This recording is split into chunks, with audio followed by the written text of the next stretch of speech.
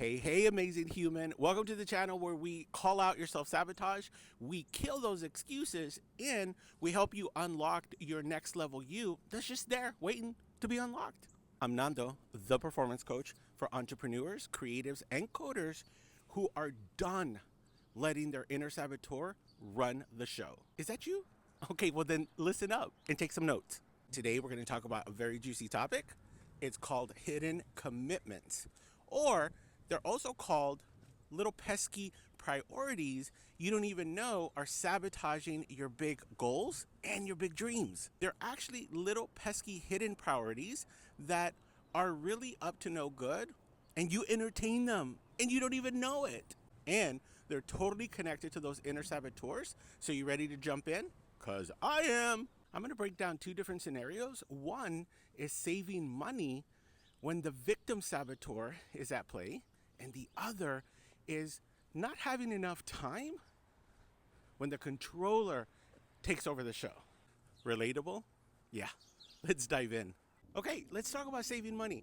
Let's say you're committed to putting away $1,000 every month, but somehow every month that Amazon cart keeps popping off and you have to just get that necessary gadget. Like, who hasn't been there? You know, that necessary gadget. It's necessary, right? Or is it? If you have the victim saboteur at play, this is what's really happening. You actually have a hidden commitment of being compensated for life being so unfair to you. That little victim saboteur is just lurking around, waiting and keeping track of all the unfairness in your life so that you can go and spend money. Make up for it. Makes sense, right? You might say to yourself, I work so hard. No one sees all the hidden work I do. I deserve this thing. Or better yet, life has been so tough lately. I deserve this so I can make myself feel better because someone has to.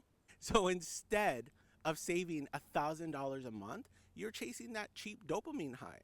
And you do that because it feels like self-care. It ain't self-care. And now you're stuck in the same cycle. Didn't save money. You have a whole bunch of stuff, nothing to show for, and there's guilt and shame attached to it.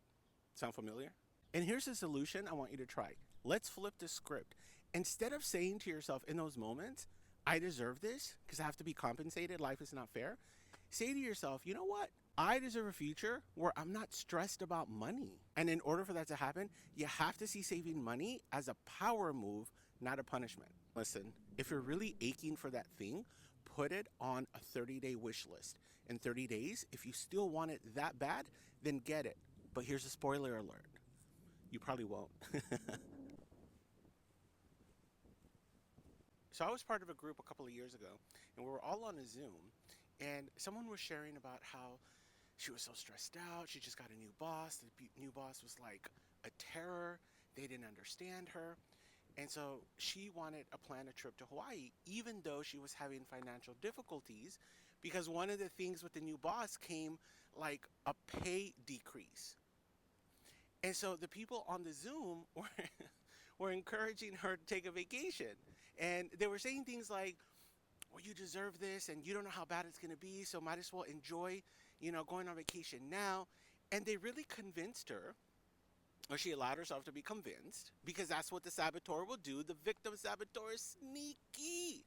So she went on vacation, and I swear to you, I promise you, the next month, she was trying to really push a GoFundMe page really hard to pay the rent. That's what I'm talking about. That victim saboteur doesn't care about the future, only cares about the now. It's that cheap dopamine rush. Ka-ching! For them, not for you. Okay, now let's talk about time.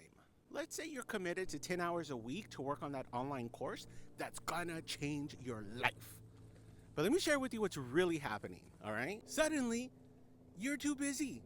And everything on that to-do list that you have, that you've been putting off, becomes like the most urgent, most important thing ever. And so you find yourself doing laundry, alphabetizing your cookie cupboard, organizing your toilet paper from 2-ply to 1-ply. If you've got the controller saboteur running the show, this is what's really happening behind the scenes. Are you ready? Can you handle the truth? Your true hidden commitment is staying in control all of the time.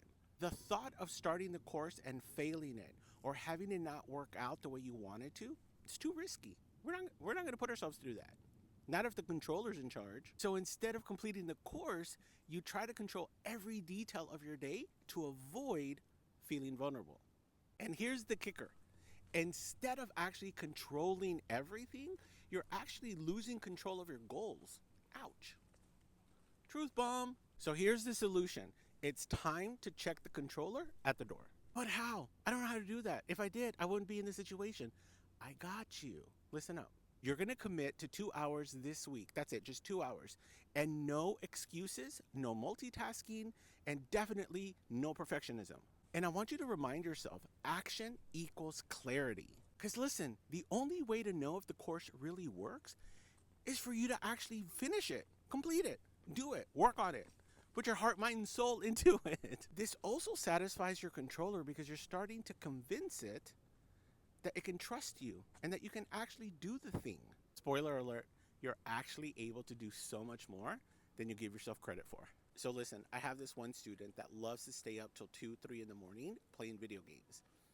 He's an amazing, amazing person, but he's really shooting himself in the foot, but not allowing himself to get some good rest because the next day he wakes up cranky, moody, he feels like he's running behind, there's no time to exercise, there's no movement, and it just goes on repeat. He's trying to control the idea of what if it doesn't work out? And every time we have a conversation, it's like the shame and the guilt, like it just compounds, it builds, right? And then on the days where he actually does go to bed early, he feels amazing. That's why these are called saboteurs, people, because it'll have you maybe not sabotage once or twice per week, and then it shows up. So it tricks you into thinking you got things under control because at least you got 2 days of good sleep. But at the end of the day, that 6-month course, it's already been a year, if that gives you any indication. All right, folks, let's wrap this up because it's 17 degrees outside. Tell me about some goal or commitment that you have that you've actually been sabotaging. Drop it in the comments. I want to know. So you have the goal in mind, but what's the actual hidden commitment? Think about it. Leave it in the comment. And which saboteur do you think is at play out of the 9? Let's call that sucker out together. Oh, wait, what? You don't know your top saboteurs? All right, listen, I'm going to link a link in the description so you can take the saboteur assessment. It's absolutely free. And it's going to like really rock your world because once you know what your top 3 saboteurs are, life becomes beautiful. Listen, after you take the assessment, come back and drop what your top 3 are. I'm so curious. And listen, share this video with somebody who needs a little tough love today. And don't forget to like this video if you're ready to slay those hidden commitments. Don't forget to subscribe. This channel is your go-to channel for all things mindset, self-sabotage, and success. And hey, keep shining, keep slaying, and remember this. You're only one breakthrough away from that most amazing life you deserve. We'll see you next time.